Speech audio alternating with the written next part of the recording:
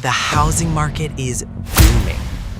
Housing is way too expensive. 2023 was the least affordable year to buy a home in over a decade. Google searches for, should I buy a house and sell my house, are at all-time highs. Gas prices are high. Inflation is high. Rates are painful. Owning a home feels further away than ever. Or at least, that's what they keep saying. But what if that story is only true in the places everyone keeps talking about, and in the others? This big incentive up to $20,000 at times. Yeah. City Council has voted to give cash incentives to people who build homes. Those grants will offer $36,000 towards one of the homes. Yes, some places are literally paying you up to $20,000 just to buy a house, in towns where the cost of living is below the national average. Some of these places raised Hollywood actors. Some became backdrops for blockbuster movies. Some witnessed one of the deadliest disasters in American history. And in some, the county sheriff or a powerful US congressman was convicted of so many crimes that the state was nearly brought down with them. Today, we are uncovering 8 places across the United States where home prices are so low, your first reaction will be scam.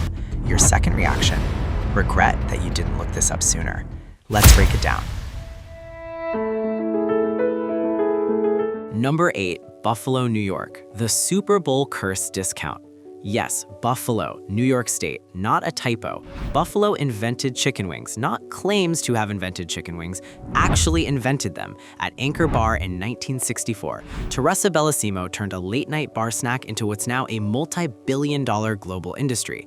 Every wing you've ever eaten traces back to a bar in Buffalo, New York. That's the kind of origin story that should make a city famous. It also has a football team that went to 4 consecutive Super Bowls and lost all 4, which is either the most heartbreaking or the most impressive thing a franchise has ever done, depending on your relationship with commitment. And President McKinley was assassinated here at the Pan American Exposition in 1901, and Millard Fillmore, the president nobody can name without Googling, is buried here. But median home price in Buffalo around $130,000, but the bottom of the market goes well under $60,000. 3 bedrooms in the west side, the east side, and outer neighborhoods list in ranges that feel like they belong in a different state, because in New York, they do. New York State offers a star property tax exemption that can seriously cut your bill. Buffalo sits on Lake Erie with a waterfront that's been cleaned up enough to show off. And it has a real medical and university economy. Rothwell Park, the University at Buffalo, which is a big part of why the city still feels like a place people live in, not just one they left. What nobody tells you is Buffalo's food scene is legitimately excellent. Beef on weck, wings that didn't need the marketing, a bar culture that is comfortable and unpretentious in the way that cities with something to prove can never quite pull off. The upside, real city with real infrastructure, a genuine economy, a food culture, lake access, and home prices that make no sense given everything else. The downside, the snow.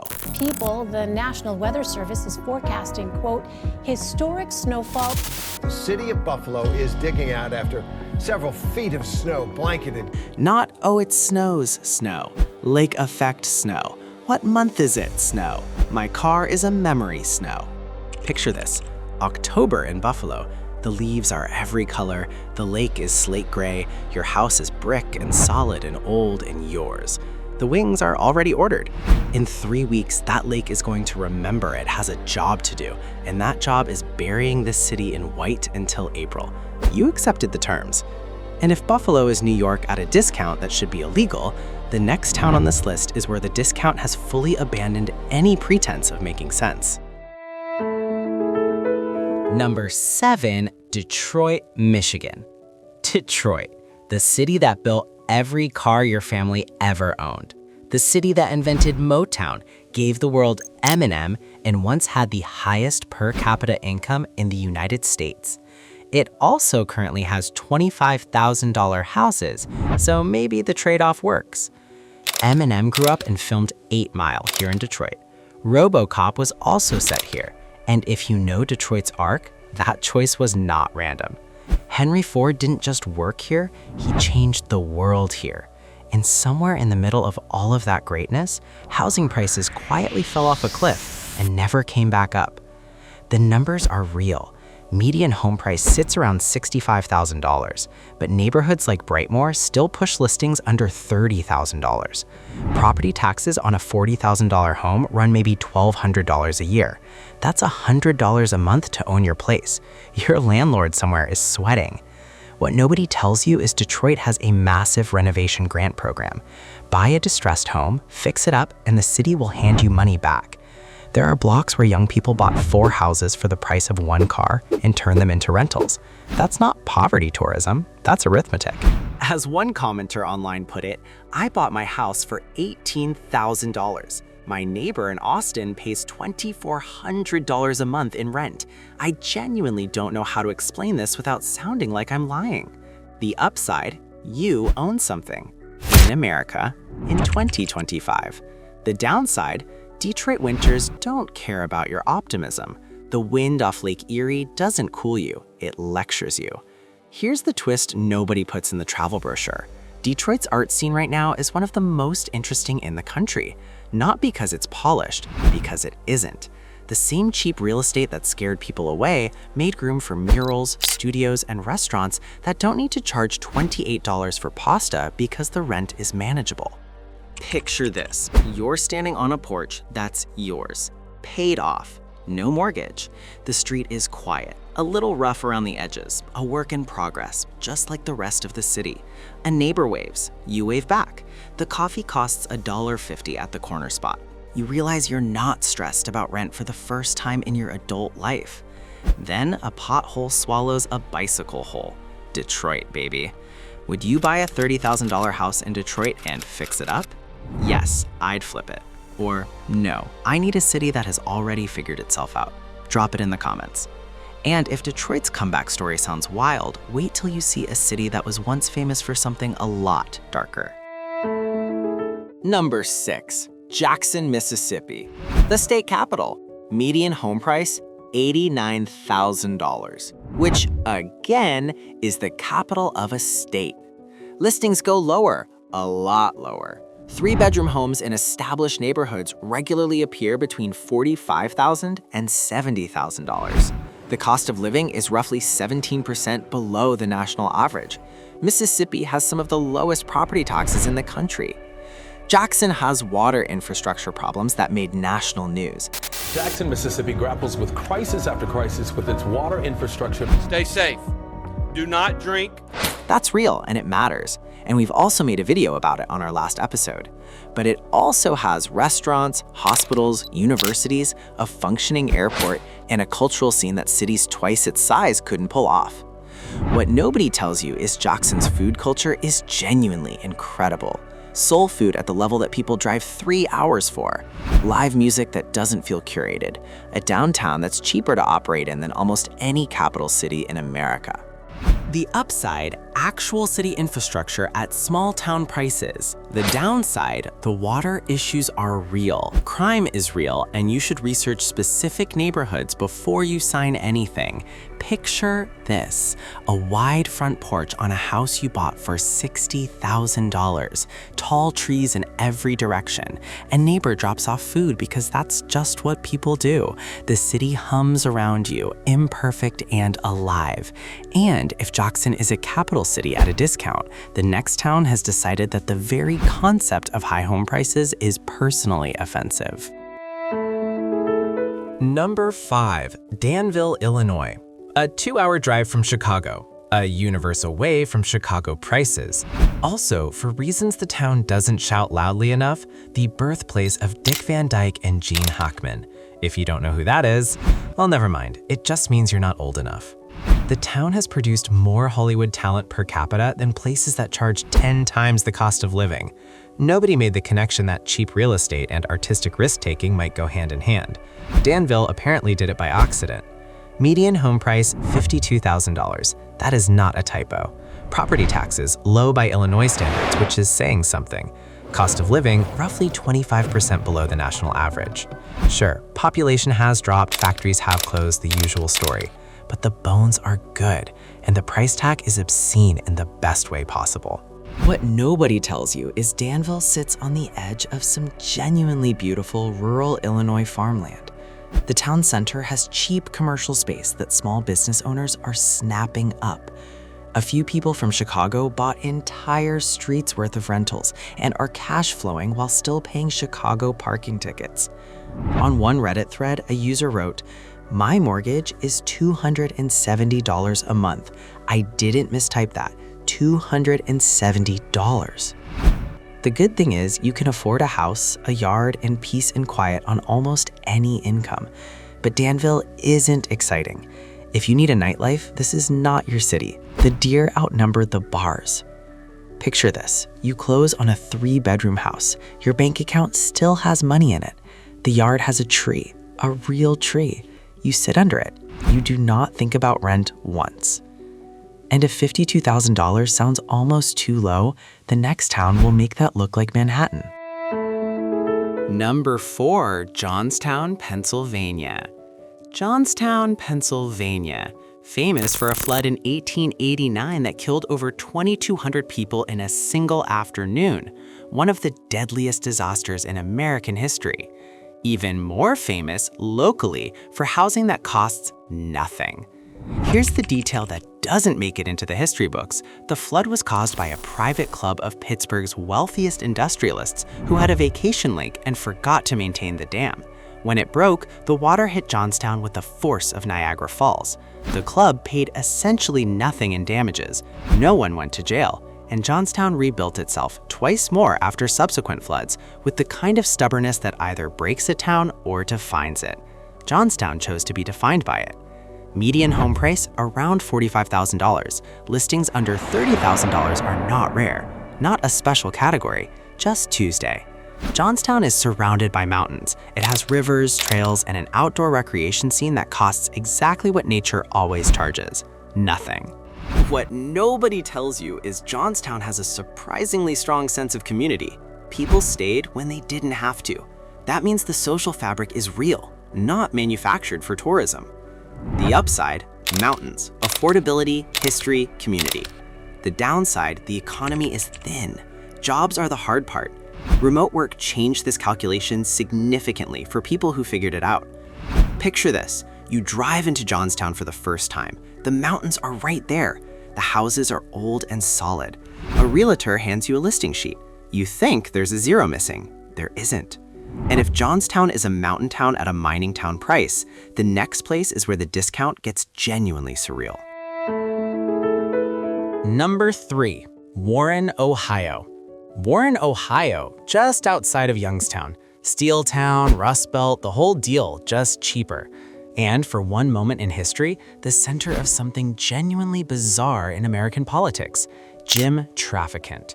If you know that name, you're either from Ohio or had a very specific cable news diet in the early 2000s. Trafficant represented the Youngstown-Warren area for 17 years.